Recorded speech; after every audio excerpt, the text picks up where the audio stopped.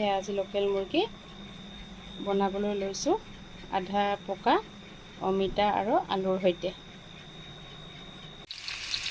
প্ৰথমতে মই পিঁয়াজখিনি ভাজি লৈছোঁ। পিঁয়াজ আৰু তেজপাতখিনি আধা ভজা হোৱাৰ পিছত এতিয়া আলু আৰু অমিতাখিনি অকণমান সময়ৰ বাবে ভাজি আছোঁ। ইয়াত মই নিমখ হালধি এতিয়ালৈকে একো দিয়া নাই। এই অমিতাখিনি আধা ভজা হ'লে মাংসখিনি দি দিম। আলুখিনি আধা ভাজি হৈ গৈছে, আলু অমিতাই। এতিয়া মই ইয়াত মাংসখিনি দি দিছোঁ।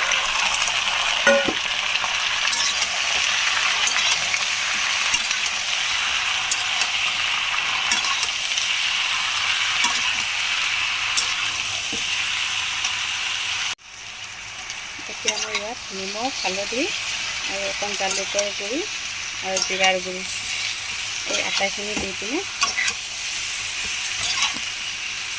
এতিয়া আমি অকণ সময়ৰ বাবে ভাজি ল'ম। এতিয়া মই ইয়াত দিছোঁ মিক্সিত পিচি মছলা অকণমান, কেঁচা জিৰা কেইটামান আৰু আদা নহৰু কেঁচা জলকীয়া পকা জলকীয়া সকলোখিনি একেলগে পেষ্ট বনাই পিনে এনেদৰে দি 10-15 মিনিটমান ভালদৰে ভাজি ল'ম। এতিয়া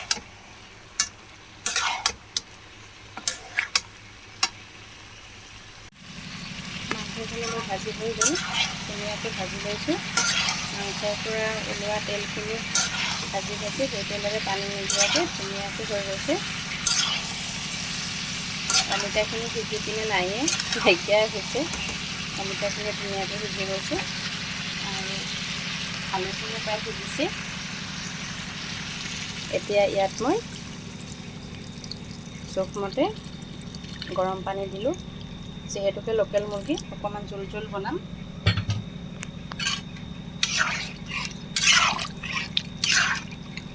এতিয়া মই প্ৰায় আৰু 15-20 মিনিটমানৰ কাৰণে ভালদৰে উতলিবলৈ দিম। এয়া বন্ধু বান্ধৱীসকল, মাংস হৈ গ'ল মোৰ।